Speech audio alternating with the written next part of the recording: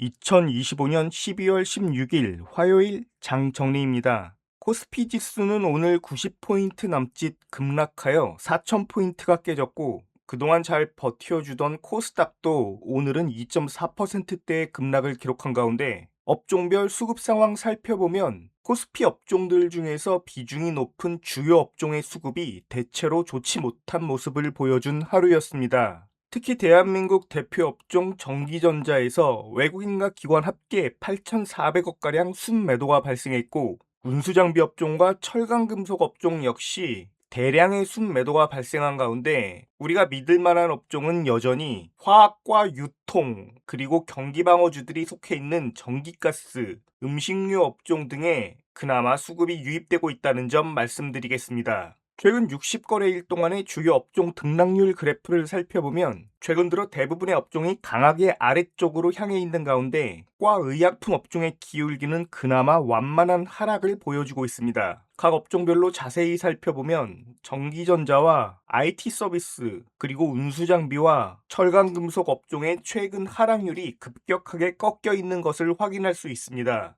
하지만 최근 수급 여건이 좋다고 말씀드려왔던 화학업종이나 유통, 운수창고 업종 등은 다른 업종들에 비해 대체로 선방하는 모습을 보여주고 있으며, 의약품 업종은 최근 들어 오히려 상승하는 모습을 보여주고 있습니다. 이렇듯 변동성이 심할수록 수급 매매를 더 지양해야 하는 이유라고 할 수 있겠습니다.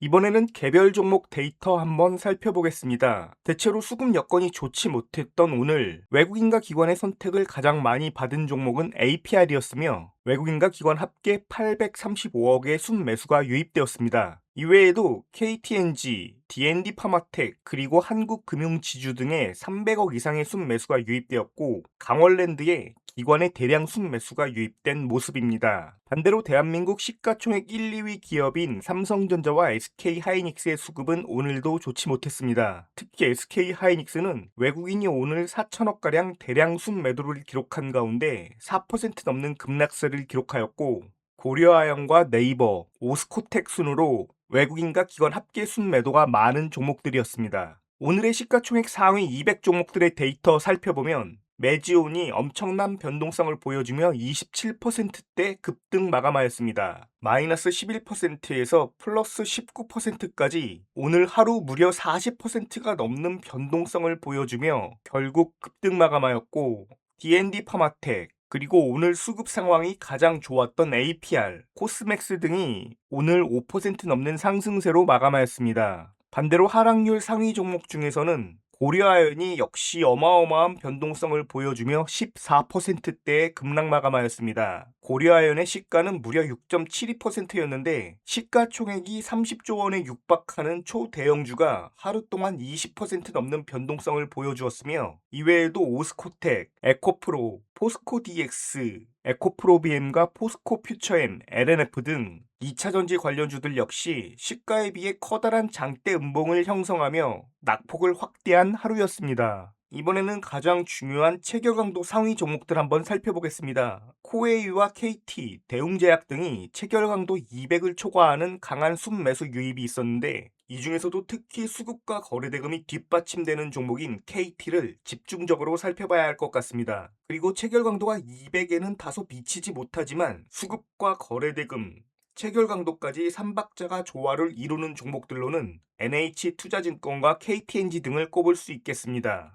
거래대금 증가율 상위 종목 중에서는 강원랜드가 전일 대비 15배에 가까운 거래대금 폭증을 보여주며 2.57% 상승률을 기록하였습니다. 그리고 오늘 엄청난 변동성을 보여준 메지온과 오스코텍, 그리고 롯데지주 등이 전일 대비 5배 넘는 거래대금 증가를 보여주었습니다. 이 중에서 KT와 LG, 강원랜드와 메지온 등은 최근 1년 동안 최다 거래대금 기록을 갈아치우며 상승 마감한 종목들이기에 더욱 특별히 관심을 갖고 지켜볼 만한 종목들입니다. 이번에는 각 업종별 수급 대장주 살펴보겠습니다. 전기전자 업종에서는 외국인과 기관이 삼성전자와 SK하이닉스를 이틀 연속 대량 순매도하였으나, 이스페타시스는 230억 원어치 순매수하였고, 시가총액이 2조 원대인 대덕전자와 DB하이텍에 각각 80억 원, 그리고 46억 원대의 순매수가 유입되었습니다. 시가총액률 측면에서 대덕전자와 DB하이텍을 주목할 필요가 있겠습니다. 운수장비 업종 중에서는 첫 번째 자동차주 중에서는 현대모비스의 100억 가까운 순매수가 유입되었습니다. 이외에 조선주와 방산주의 수급은 오늘 대체로 좋지 못한 모습을 보여주었습니다. 오늘은 다른 업종들에 비해 화학업종의 수급이 두드러진 하루였습니다. 화학업종 중에서도 APR에 무려 835억 원의 순매수가 집중되었으며 시가총액으로 중소형주에 해당하는 달바글로벌과 코스맥스에는 100억 원이 넘는 순매수가 유입되었습니다. 이외에도 아모레퍼시픽의 수급이 양호했으며 보다시피 오늘 화학주 중에서는 화장품 관련주의 수급이 집중되는 모습이었습니다. 특히 오늘 수급이 대거 유입된 화장품주들은 체결 강도 또한 상당히 높으며 상승 마감했기 때문에 더욱더 관심을 갖고 지켜볼 필요가 있다고 생각합니다. 이외에도 각 업종별 수급 대장주 한번 살펴보겠습니다. 의약품 업종 중에서는 삼성바이오로직스를 주목해야겠으며 금융주, 특히 지주사 중에서는 한국금융지주와 LG, LS 등의 100억에서 300억가량의 순매수가 유입되었습니다. 증권업종 중에서는 NH투자증권의 수급이 가장 좋은 흐름을 보여주었고 기타 오락문화 업종에 속해 있는 강원랜드에 오랜만에 대량 거래와 함께 300억 가까운 순매수가 유입되었기에 관심을 가질 필요가 있어 보입니다. 이외에도 실리콘투, 한국전력, 삼양식품과 KT, 그리고 KTNG 등의 수급이 돋보인 하루였으며 코스닥 종목 중에서는 최근 수급이 꾸준히 유입되고 있는 D&D 파마텍과 올릭스 등을 주목해야겠습니다.